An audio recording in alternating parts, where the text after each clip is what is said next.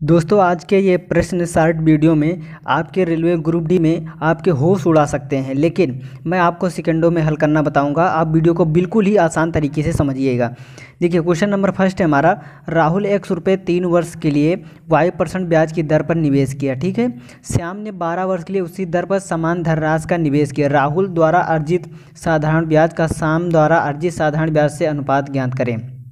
एक चीज़ समझिएगा, कभी भी अगर प्रश्न के सवाल में पूछा जाता है, अगर आपकी दर, ठीक है, दर और क्या आपका है धनराशि मतलब मूलधन, ये दोनों अगर समान है, ठीक है, और आपका अनुपात पूछा गया, तो बहुत सिंपल तरीका, प्रश्न को समझिएगा। अगर क्या बोला गया दर, ठीक है, उसी दर पर और समान धनराशि मतलब दर और धनराशि दोनों समान है, तो कैसे हल करेंगे। देखिए राहुल को और क्या करेंगे श्याम को, जो बोला गया है बस आपको पहले वाले का वर्ष और दूसरे वाले के वर्ष से भाग करेंगे। 3 एकम 3, 3 चौक 12, तो R/S 1/4 मतलब 1:4। तो आपका ऑप्शन नंबर बी सही है। कभी भी इस टाइप के प्रश्न पूछेगा आप ऐसे हल करेंगे, सेकेंडों में हल करके आएंगे। देखिए क्वेश्चन नंबर सेकंड है हमारा, 2 अंकों की संख्या के अंकों का योगफल 5 है। जब अंक उलट दिया जाता है तो संख्या 9 कम हो जाती है, तो परिवर्तित संख्या क्या होगी। देखिए इसको भी बहुत सेकंडों में हल करेंगे, आपको XY नहीं मानना है। कैसे हल करेंगे, ऑप्शन की मदद से। हम क्या करेंगे, एक संख्या को पकड़ेंगे जिनका योग कितना होगा 5 होगा, और पलटने पर तो क्या हो जाएगी, संख्या 9 कम हो जाती है। देखिए ऑप्शन नंबर 1 को लेंगे, इनका योग कितना हो जाएगा, योग तो इनका 5 हो जाएगा, लेकिन जब इनको पलटेंगे 23, ठीक है, और 23 में से हम क्या करेंगे, यहाँ पर 23 हो जाएगा और 32 हो जाएगा। ठीक है, तो क्या ये 5 कम हो जाती, तो संख्या 9 कम हो जाती है। क्या ये 9 कम होगी, देखिए 9 कम नहीं हो रही है, क्या हो रही, 9 ज़्यादा हो जा रही, क्योंकि देखिए 23 हो जा रही है। ठीक है, देखिए ये 32 हो गई। ठीक है, 32 को अगर हम पलटेंगे तो कितना हो जाएगा हमारा, 23 हो जा रहा है। ठीक है, तो क्या बोला गया, जब संख्या उलट दिया जाता है तो संख्या 9 कम हो जाती है।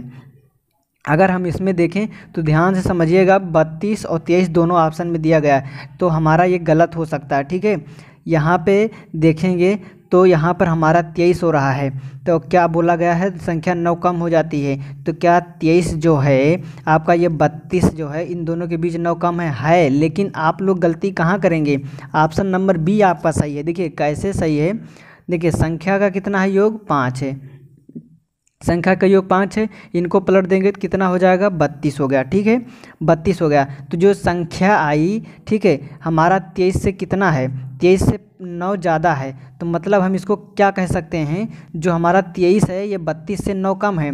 देखिए 23 माइनस करेंगे तो कितना हो जाएगा, यहाँ पे 9 आ जाएगा। हमारा यहाँ जो पहली वाली संख्या वो 23 से 9 कम है, लेकिन हमारा जो ये 32 है ये 23 से पहली वाली संख्या से क्या है, आपका ज़्यादा हो रहा है। ठीक है, तो मतलब हमारा ये चीज़ समझिएगा, 23 जो है हमारा, जो 32 आया है ये 32 आ गया। ठीक है, तो ये कितना है, 23 जो हमारा ये 32 है पहली वाली संख्या से कम है।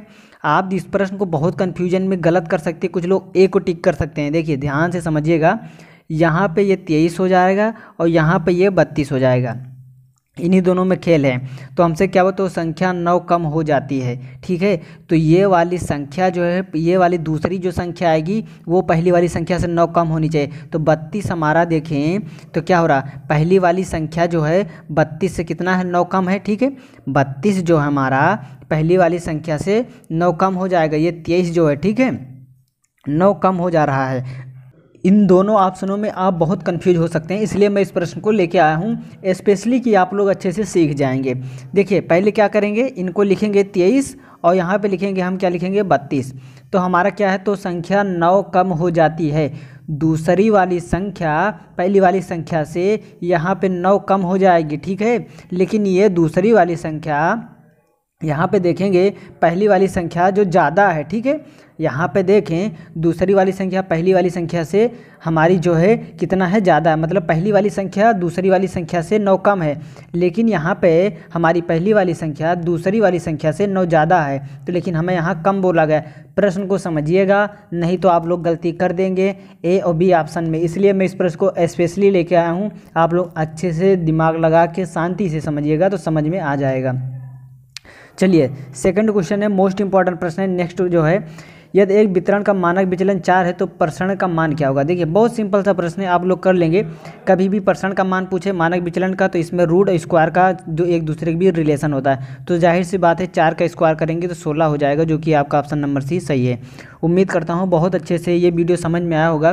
लेकिन एक चीज़ जो मैं बताने के लिए लाया था, इस वाले ऑप्शन को आप लोग मोस्ट इंपॉर्टेंट लगा लीजिएगा, क्योंकि आप लोग क्या करेंगे एग्जाम में ऑप्शन नंबर ए को टिक करके आएंगे और आपस में कंफ्यूज भी रहेंगे कि हमने अच्छे से किया है। इसलिए मैं इस प्रश्न को स्पेशली लेके आया था।